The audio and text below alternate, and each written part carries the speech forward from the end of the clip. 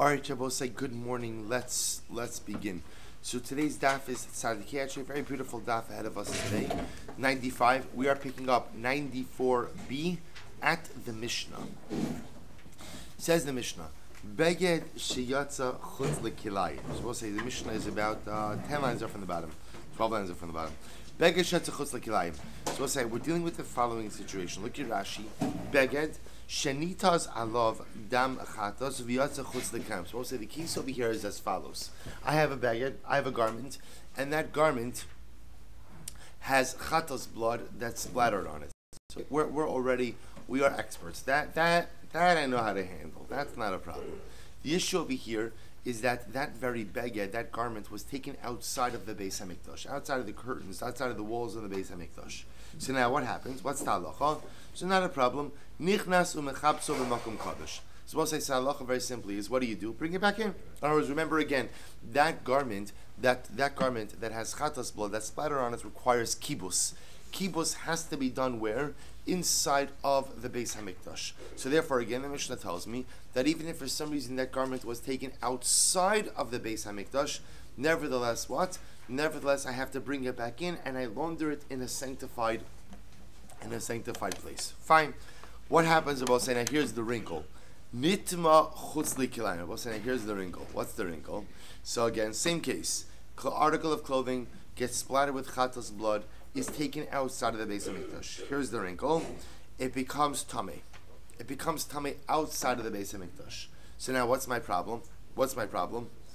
How do I bring it back in? So remember, the issue is that there is a din of kibus. There's an obligation to launder the article of clothing b'makom kadosh, in a sanctified holy place. The problem I now have is because it has become tamei, I cannot go ahead and bring it back into the Beis HaMikdash. So the shaila now becomes, what do I do with it? To which the Mishnah says, look at Rashi, nitma chutz lekayim la'achar sheyatza v'efshel hachnis tuma la'azara. Now, also, now my problem is I can't bring back something that is tamei into the Beis HaMikdash.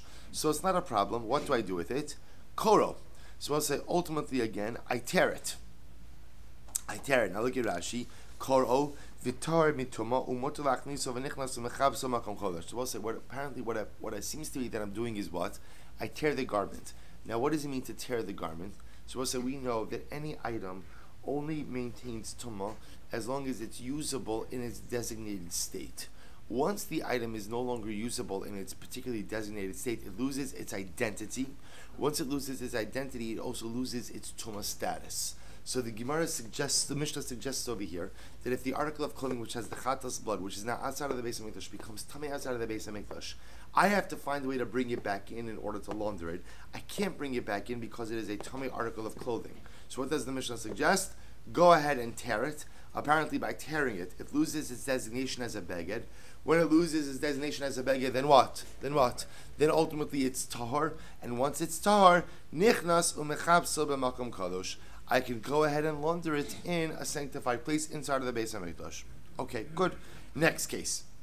Kli cheres sheyatza chutz lekilayim. So also listen to this. What's my next case? I have an earthenware vessel.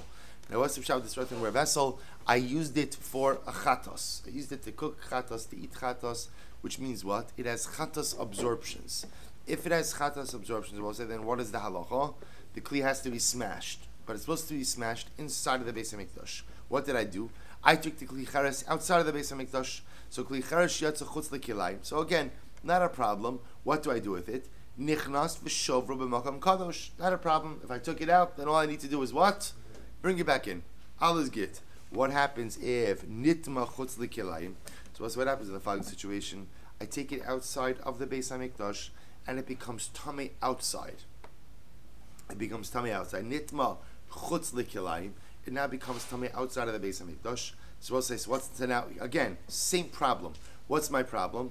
Is now I cannot bring it back in. So remember again, it has chatas absorptions, which means it has to be broken inside of the Beis HaMikdash. So if I took it out, nothing happened to it, I could bring it back in.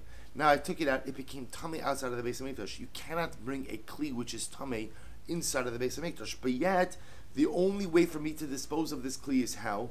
To break it, and the only place to break it is inside of the Beis HaMikdash. So what do I do with it? Same eitzah. No kvo v'nichnas v'shavro b'makam kadosh. So we'll say, what do?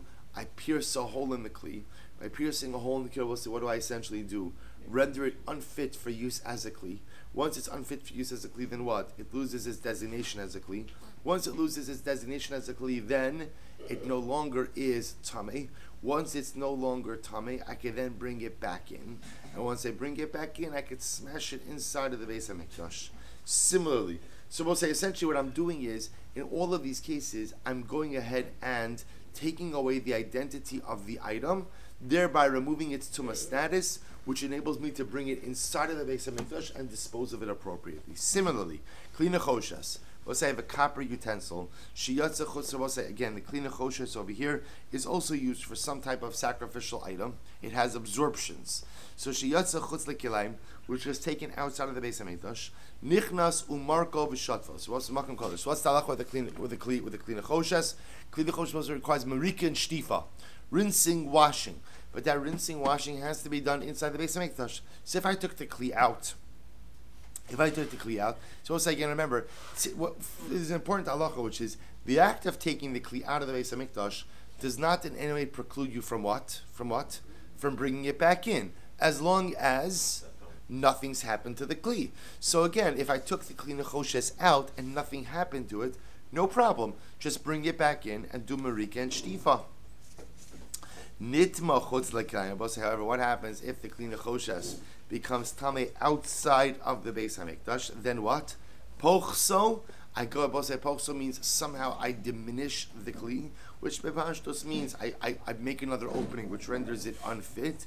B'nichnas, I could bring it back in. Umarko v'shatfo b'makom kadosh, and I can go ahead and do marika and shtifa, the rinsing and the washing, inside of the Beis HaMikdash. So we'll say, so bottom line, two principles come out of this Mishnah. Number one, that if you take a kli outside of the Beis HaMikdash, as long as there's no change of status, you have the ability to simply bring it back in and do what you need to do. If there is a change of status, i.e. the kli becomes tamei, or the item becomes tamei in some way, so it's not pasha, you can't just bring it back in, because you can't bring in an item that is tamei into the Beis HaMikdash. So what can you do? If essentially you remove the identity of the item by somehow fundamentally changing it, the tumah status is removed as well, which enables you to bring the kli back inside, which then goes ahead and enables you to dispose of it, to wash it, to remedy it as necessary. Good. Says the Gemara. Maskef Ravina. So now we're going to go through these cases one by one. Really, it's very, very interesting Mishnah. So let's analyze this. Maskef Ravina. Suppose Ravina raises a kasha. I don't understand. Karo. So remember, let's start with the beged. What was the answer with the beged? So the beged gets dam chatas on it. So remember again, I take it outside of the Beis HaMikdash. If nothing happens to the beged, then what? Bring it back in, kibos, launder it inside. Now, what did we say? The beged becomes tamei outside of the Beis HaMikdash. So what do I have to do with it? Tear it, bring it back in. Maskil Ravina, Ravina raises the kasha. 1 second. Karo, you tell me to tear it. Beged amarachmano, v'lav begetu. So we'll say, here's the problem. The problem is, if you tear it, so I understand why are you tearing it? Why am I tearing it? Because again, I'm trying to get rid of the tumah. So the way to get rid of the tumah is essentially remove its identity as a beged. That's fine, but understand when you do that, you also take away the ability, or I should say the obligation of kibus. Because the din of kibus by dam chatas is a din in a beged. If you tear it, it's no longer a beged.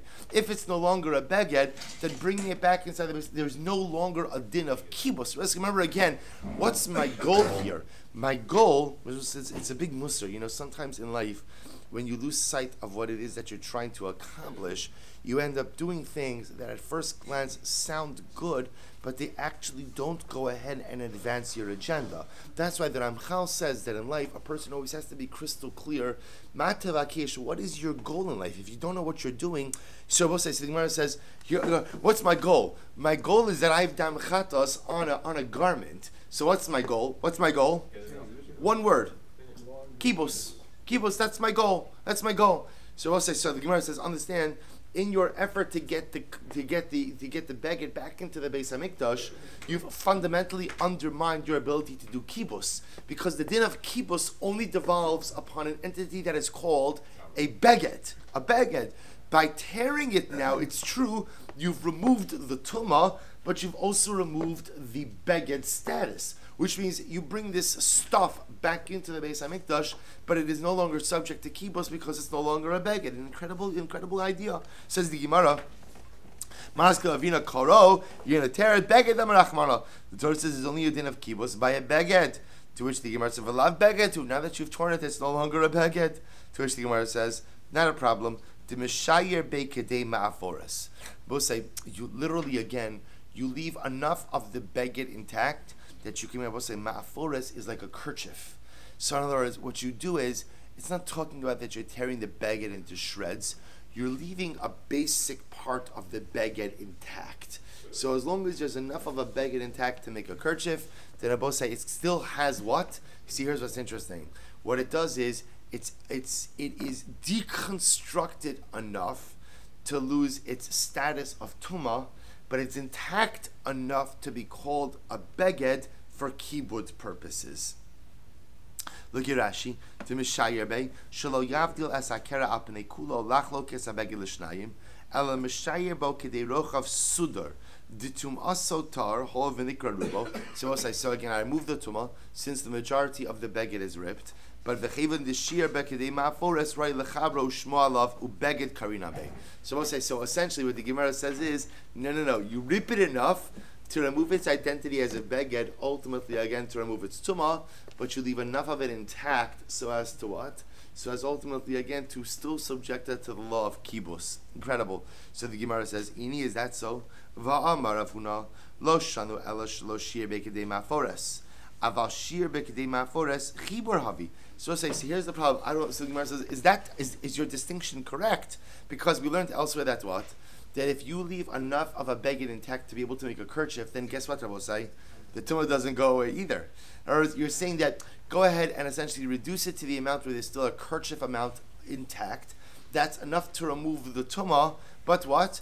But still enough to be called the beged, ultimately to bring it back in. But it says, we learned elsewhere that halacha l'maisa, if there's a kerchief amount intact, then halacha l'maisa, the tumah still remains. So we still have a problem. To which the Gemara says, top of tzadik hey, midrabananhu. We'll say, look at the top Rashi midrabanan, dilma lo asya mikra ruba. We'll say, so in fact, what the Gemara answers like this is that let's work backwards. Midda oraisa, when you go ahead and you rip a beged enough, that's what? That halacha l'maisa, it's ripped, that the majority of the beged is not intact. Good morning, Mr. Schulfeld. But there's enough rabbinically of the beged, there's enough of the beged to make a kerchief.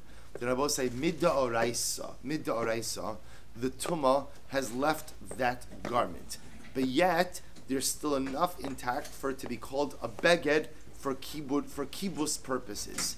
Midrabanan, the rabbis said that beged still retains its tumah. Why? What are the rabbis concerned about? The rabbis are concerned about that you're not going to actually tear it enough in order to go ahead and remove the tumah designation. Therefore, however, in a case like this, where what's our goal was, we have a very unique goal over here, which is I need to get this beged back into the Beis HaMikdash in order to subject it to the laws of kibbutz. To which the Gemara essentially says, the Mishnah teaches me I could rely on the din da'oraisa. What's the din da'oraisa, Bosai? Tear the beged enough that all there is enough material intact to what? To go ahead and make a kerchief. Mid da'oraisa, what does that do? It removes the tumah status, but yet still has enough material intact to be called what? A beged for kibbutz purposes. So essentially what the Gemara is saying over here is, because this is a unique type of case, which this is unique because I need to get this beged back into the Beis HaMikdash, so therefore again we allow you to rely on the din da'oraisa, and we essentially to ignore the din d'Rabbanan. So therefore again, piece number one of halacha l'maisa in this discussion is what's happening over here. I'm tearing the beged enough to remove the tumah, but yet relieving enough intact to what? To still be called a beged. What is that amount? Leaving the amount of a kerchief's amount of beged intact. That's enough to remove the tumah status, which allows me to get it back into the Beis HaMikdash, but still enough ultimately again to be called a beged, and therefore it is subject to kibbutz. Good. Weiter. Kli cheres shiyatza. So I'll say, what's the next case? Next case is a kli cheres. Remember again, what's the kli cheres case? I have a utensil that was used for chatos, or it doesn't for any carbonic purpose. What happens? The utensil absorbs. Kli cheres cannot be purged, cannot be kashered. So therefore, what am I supposed to do? I'm supposed to break it. But where do I break it? B'makom kadosh, inside the Beis Hamikdash. I took the kli cheres outside. So if nothing happened to it, then what? Just bring it back in and Shalom al Yisrael. But that's not what happened over here. It became tummy. So what do I have to do? Says the Mishnah. So no cave. Make a hole in it. Thereby remove its identity as a kli. Remove its identity. The tumah goes away as well. Bring it back in. Smash it. So the Gemara says, but 1 second, same problem.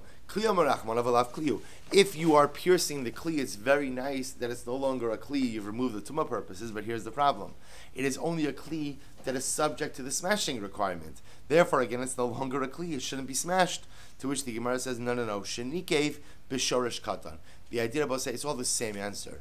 You're making a very small hole in the kli, enough for a small root to go through, which Rabbi say apparently is a large enough hole to what? To take away the tumah status, but a small enough hole in that it still has the identity of a kli for smashing purposes. Next, kli nechoshes pochso. So we'll say again, similarly case in the copper utensil. So all the same case. Was it in by the copper utensil if it became tummy outside of the Beis Hamikdash?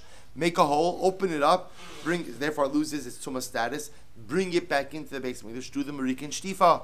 I halav klihu. But again, same issue. If you're opening it up, if you're making a hole in it, I got it. It's wonderful that therefore you are going ahead and removing the tumah status from it. That's fantastic. The problem is it's no longer a kli. If it's no longer a kli, then it is not subject to marika and shtifa. To which the Gemara says, no, what's the case? You open it up, Rabbi, so you make the hole, and when you make the hole, ultimately, again, the tumah disappears, and then what do you do afterwards? Diratzif martzif. Look at Rashi. It's the second of the short lines in Rashi. Diratzif le martzif, achar shepoch so makin alav bakarnos, or mechabro v'chazer shem kli alav. So listen to this. So what do you do after you make the hole in the kli chares? In the kli nechoshes, and it loses its identity as a kli, and therefore again loses its tumah? Then what do? You repair it. You hammer it back. In other words, you hammer the hole back. You hammer the hole. You hammer the utensil until the hole is filled. So therefore, again, you are reinstating its kli status, but at this point in time, the tumah status is now gone. Amrish lakish. So we'll say so fine. So therefore, we'll say those are 3 cases in the Mishnah: the case of beged, the case of kli cheres, and the case of kli nechoshes. And halacha l'maisa, essentially what we see about say, so what do we do if it becomes tummy outside of the Beis Hamikdash? I have to get it back inside the Beis Hamikdash. Essentially what we begin to see is you diminish each item to the point that it loses its status or its identity vis-a-vis tumah, and therefore the tumah goes away, but it still retains its identity enough, ultimately again, that its particular remedy can be applied inside of the Beis Hamikdash. Now let's say we come to a very interesting case. Amrish lakish. Mi'il shenitma. We'll say what happens. Listen to this case. This is the me'il of the Kohen. So let's remember again, the Kohen wears the me'il. It's one of the big day kahuna. I guess we translate it as like a tunic. So what happens? So we'll say the case over here is the Kohen's me'il. It was splattered with dam chatos. Okay, not a problem. There's a din of kibus. But now we'll say what happened. It was taken outside of the Beis Hamikdash and it became tameh. So now I have to figure out how to get it back in. So you say to yourself, not a problem. Why? What do I do with it? Right? Tear it. And what do you need to do? Go in and just leave an amount of the kerchief. Right? Leave a kerchief's amount of material intact and you're good to go. Here's the problem, Bosei. What's the problem? Is that halacha l'maisa, as we're going to see in just a moment, there is an isur d'oraisa to tear the me'il. You're not allowed to tear the me'il. So therefore, what do? So the Gemara says, not a problem. Machnisa bepachos mishalosh shalosh mechabso. What do you do? It's actually a very interesting eitzah. You bring it into the Beis Hamikdash in small measure. 3 finger breaths by 3 finger breaths. A little bit at a time. Rashi says, Bepachos mishalosh shalosh shel machnis shir beget tamei la'azara lefishi efshar lekaro lachniso mishum shenamar lo yikar. So let's listen to this. Essentially what you do is you can't tear the meal, as we'll see in just a moment. So you bring it into the Beis Hamikdash a little bit at a time. In other words, literally, the garment is intact. You bring it inside a little bit at a time. Less than 3 finger breaths by 3 finger breaths at a time. Because remember again, the minimum shear for a garment is 3 finger breaths by 3 finger breaths. So the idea is you're bringing it in less than the minimum shear of a beged at a time. Mishum shene'amar, and you launder it as it comes in. Mishum shene'amar, because the pasuk says, Lo yikareya. So because you cannot go ahead and tear the me'il, therefore you bring it in only a little bit at a time. Mosiv Rav Adavar Ava. So Rav Adavar raised the kasha. Ha'avin v'harakin ein bahen mishum shalosh al shalosh. Also listen to this. Rav Adavar raised the kasha. He says, but this din of shalosh by shalosh, that the minimum shear of a beged is 3 finger breaths by 3 finger breaths. We'll say why? What do you do with a beged that's 3 finger breaths by 3 finger breaths? What can you do with it? You could use it as a patch for another article of clothing. That's what gives it chashivos. If it can be used as a patch for something else. Here's the problem.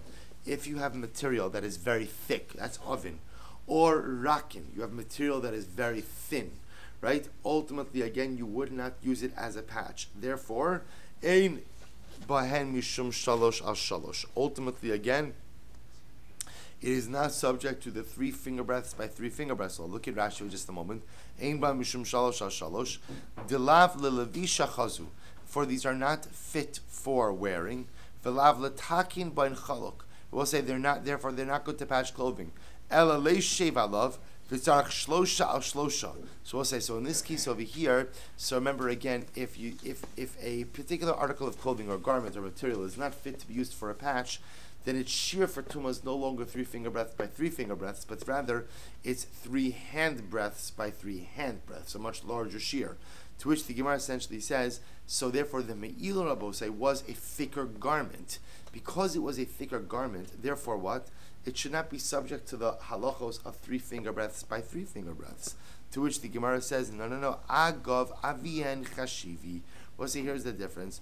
Ultimately, again, because it is part of a larger beged, therefore, again, as we take it in, therefore it is chashuv, and because it is chashuv, we apply even the shear of 3 finger breaths by 3 finger breaths to it. So we'll say, this din of Reish Lakish is indeed codified by the Rambam. So again, remember, any other beged that you have that gets dam chatas on it, so the way again, I want to point out, I'll say this is amazing Gemara, because if you notice what's happening over here, no one's arguing on anything, which is actually quite interesting. All of this is agreed upon standard operating procedure for the Beis HaMikdash. So if you have a beged that got dam chatas on it, so again, remember, how am I dealing with, and it became tamei outside of the Beis HaMikdash, what am I doing with it? Rip it until you only have the shear of, what was the lashon of ma'oferes, of a kerchief left. That's enough you tear it enough to remove the din of beged on it for tumah purposes. You can bring it back in, but there's enough intact for kibbutz purposes. That works fine with any beged which can be torn.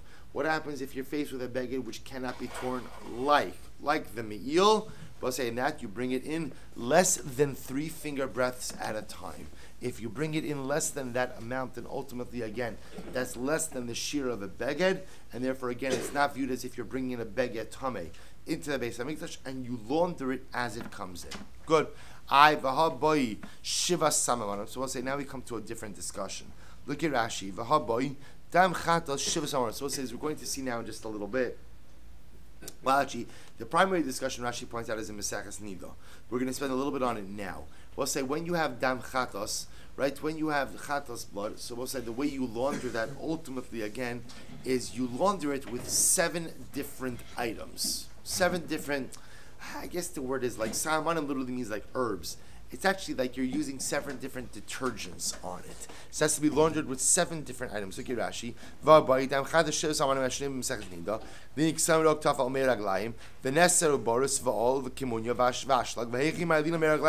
We'll say the Gemara now is asking something different. The Gemara now is telling me that we just learned before that halacha lemaisa, if chatas blood gets on a garment, you have to launder it. Okay, let's talk about laundering for just a moment. Dam chatas was laundered with 7 different items. The item that we are focusing on, Narabas, is what we call meiraglayim, which means urine. So now the shaila we're going to come up with is a very technical shaila. How is it that ultimately, again, we are bringing urine into the Beis HaMikdash? You see, we were focused now in the Mishnah about I have an item that became tummy outside of the Beis HaMikdash, but yet what? It has to be remedied inside the Beis HaMikdash. So I'm trying to figure out how to get it back into the Beis HaMikdash. but don't I have another issue? What's my other issue? My other issue is in the laundering process itself. Urine is one of the items that is used ultimately again for the laundering process. So I'll say, how am I getting urine into the Beis HaMikdash? To which the Gemara says, but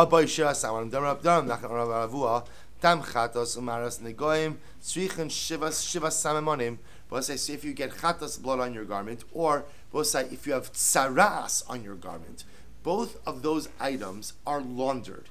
And the way they are laundered is with the 7 different items. Again, we're focused most on the urine.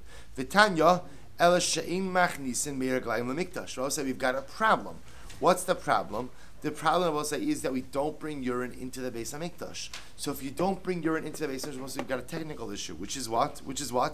How are you laundering? So again, just understand, there are 2 facts. Fact number 1 is that items like tsaras and like dam chatos are laundered with 7 different detergents. We know the list of approved detergents, or not approved. And that's a detergent in Maseches Nida. Item number 6 is miraglayim, urine. That's fact number 1. Laundering only happens here. Fact number 2, we'll say, is what? You can't bring urine into the Beis HaMikdash. Okay, so how do I reconcile those 2 facts, one with the other?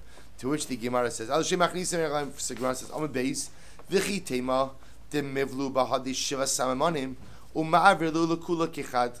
I have a very simple answer. We'll say, what's the simple answer? Mix all the 7 detergents together. You've got one superpowered detergent, right? Fast-acting Beis HaMikdash detergent, removes all stains, right? Even removes saras. That's the tagline, right? Even gets out your toughest to remove saras stains. So I say, so what happens? Mix it all together, and if you mix it all together, then what? Then again, maybe that allows for the entry for the urine also. To which the Gemara says it doesn't work. I'll tell you why. So we'll say, listen to this. The halacha when it comes to the 7 detergents, I will say, is there's a specific order in which they were used on the garment. If you changed the order, or you use them all at one time together, lo asa v'lo klum, we'll say what you've done is irrelevant. So we'll say, so what do you see from here? So first of all, you see from here that not only do you have to use each of the detergents individually, but what? You have to go ahead and use them in a specific order. So obviously, mixing the urine together with everything else is not going to work. So again, I'm stuck. How am I getting urine into the Beis HaMikdash? V'chitema demivlo bahu bahadi chad misamanim. Maybe you'll say that what? Maybe you'll say that ultimately again, okay, you can't mix all 7 together, but maybe you can mix the urine with something else. To which the Gemara says you can't do that. V'ad sarid lekaskes I'm sorry. V'chitema demivlo luhu bahadi chad misamanim. Maybe you'll say you'll mix the urine ultimately again with one of the other detergents. V'atzarech lekaskes shalosh pamim v'chol echad ve'echad. We'll say, but in fact, the process for laundering, either dam chatas or tsaras, is what? You actually use each of the detergents individually 3 times on the stain. So again, Gemara is saying you can't be mixing urine with something else because the urine itself has to be used individually. So again, I will say we're just dealing with a simple fundamental issue, which is what. So I'll say, so you say to yourself, by the way, think about it just a moment. Maybe there's another way to get the urine in. How do you get the urine in? Yeah. Right. Essentially, go ahead and urinate inside the Beis HaMikdash. I will say now that the Gemara doesn't even entertain that possibility. Why?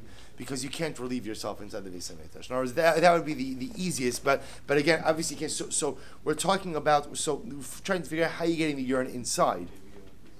So watch this. Don't give me any suggestions on this, by the way. We're going to see what the Gemara has to say on this. So the Gemara says, so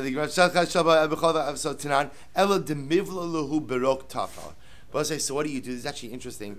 You go ahead and you can mix it in with rok tafel. We'll say rok tafel means like pure saliva or untainted saliva. I'll say untainted saliva means saliva from a person who has not eaten anything that day.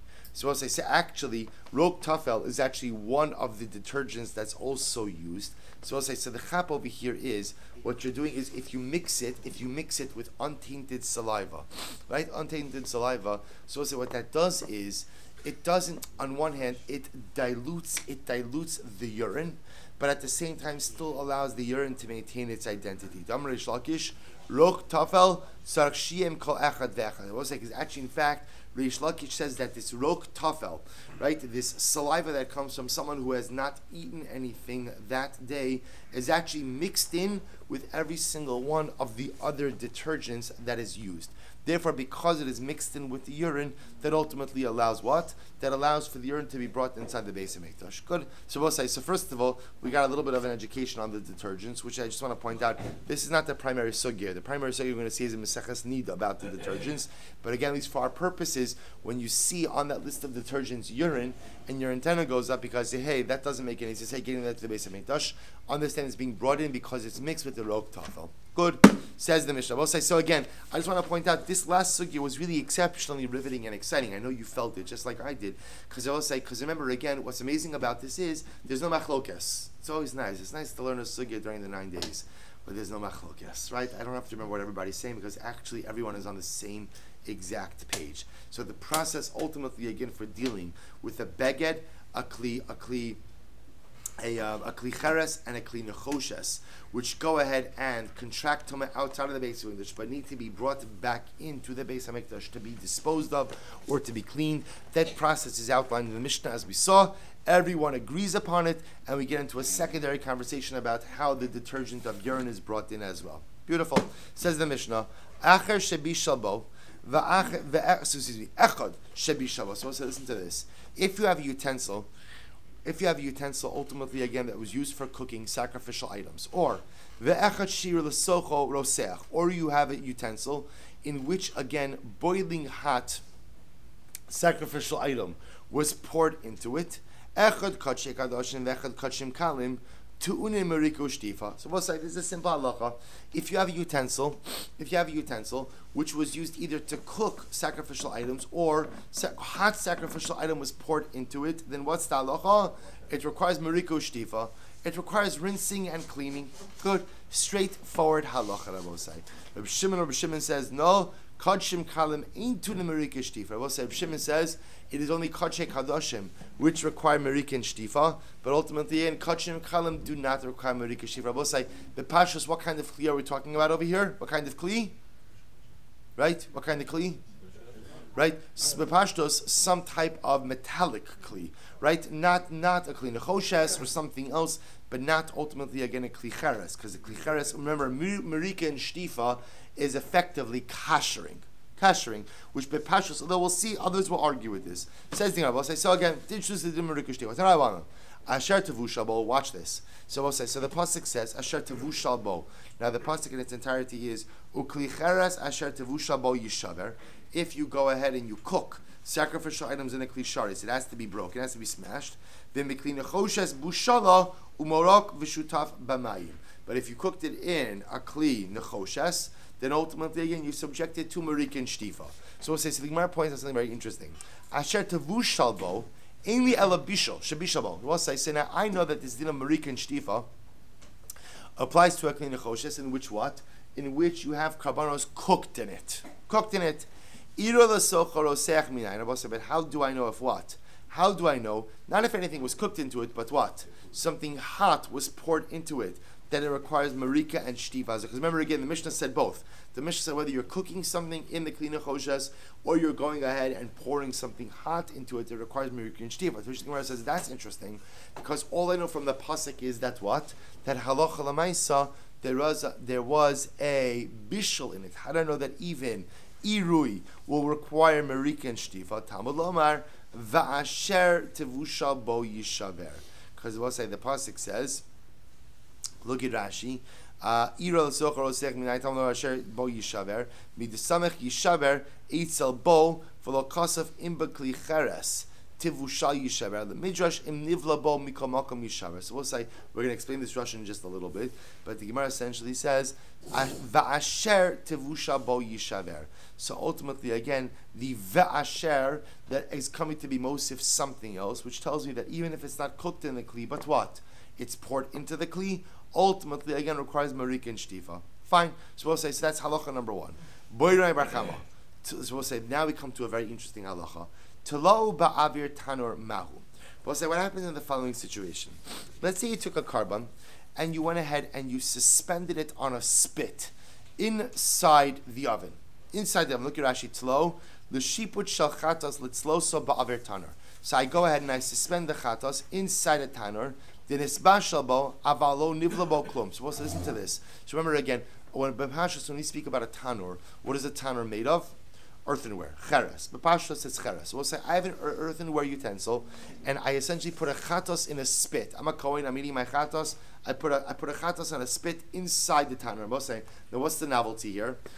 So the chatos is cooking inside of the tanur. Rabbi say, but what hasn't happened? The tanur is not. The chatos is not what? It's not touching it. Rabbi say. So let's say again. Let's assume there's no drippage either. Let's say I have a drip pan underneath it. So essentially, the meat is not coming in contact with any part of the tanur itself. The only thing that's happening over here is that what? It's inside the cavity of the tanur. So the shaila, of course, becomes what is the status of the tanur? So it says the Gemara,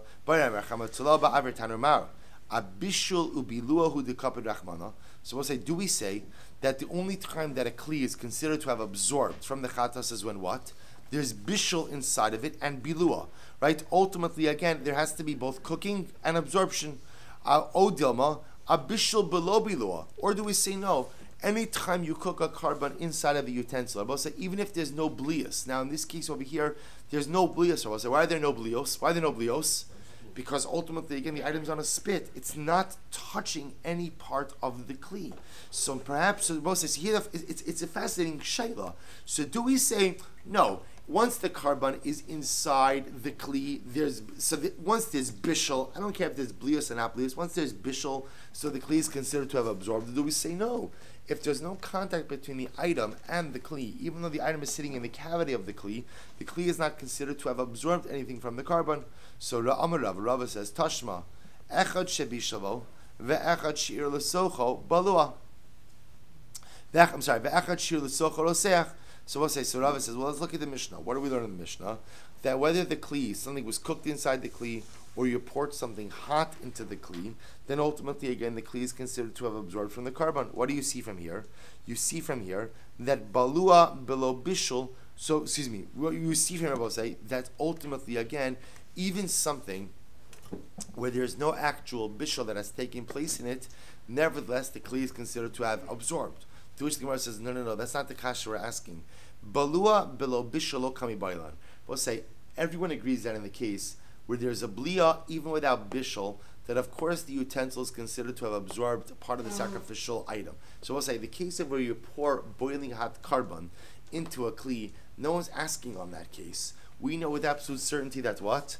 That the kli has absorbed. What's our shaila? Ki kami bailan, bishul below bilua mai. We'll say, our shaila is in a case of bishul below bilua, which is, we'll say in this case, the chatas is on a spit, inside the tanur, not touching any part of the tanur. So the shaila is the tanur considered to have absorbed carbon or not? So Tashma, tanur shal mikdash shal matachas haya. Listen to this. The tanur of the mikdash was made out of metal. So we'll say, this is actually very interesting. We'll look at Rashi for just a moment. Shama tachas haya, it's almost right across in Rashi. Supposed to listen to this. So now you have a tanur, apparently the base mikdash had an oven, which was made out of metal. So we'll say, now if you want, now Bepashas, why was there an oven in the base of mikdash? Bepashas, this is what allowed the Kohanim to go ahead and roast their chatos. So we'll say, so how are you roasting a chatos? You wouldn't put the carbon down on the side of the oven. Instead, what would you do? You'd put it on a spit inside the oven. Now, what do you see from here? It must be that the reason it was made out of metal or bosai was to allow for its kashering after you made a chatos in it. So what do you see from here? You see from here that even a utensil where the sacrificial item doesn't come to rest in the utensil, but it's being cooked inside the utensil, still absorbs from the carbon. So if you want to say that ultimately cooking an item inside of the oven without blia, meaning the item doesn't touch the sides of the oven, we're not worried about that. In the oven shel chares, we could actually make the oven itself out of earthenware, and it would be just fine. To which the Gemara says, no, you can't, and I'll tell you why. Kevan diika shiurei minachos Dafiyasan betanur. So we'll say, since you have the case of the leftover mincha, so remember again, the kohen got the leftover mincha, and he would bake it into bread or wafers. How would you bake it into bread or wafers? You would take the dough, and what would you do? You would stick it on the side of the oven. So we'll say, so the problem over here is, it's not just sechatas is fine, you could put it on a spit and just leave it rotating in there. The problem is with the minchas, you'd actually be putting it on the side of the oven. V'ika bishul ubilua, and therefore there is a case of both bishul and blius. Avdinon shel mateches. Ultimately, again, we make it out of metal in order to ensure that what? In order to ensure that it can be kashered. So therefore the Gemara says, it's nothing to do with chatos. This has to do with, you did have certain sacrificial items which are actively being made on the side of the oven. Therefore, that oven had a bliya of carbon mincha. When that the next day, that becomes nosar, and therefore, again, it had to be kashered. Because it had to be kashered, they had to make it out of metal, couldn't make it out of earthenware.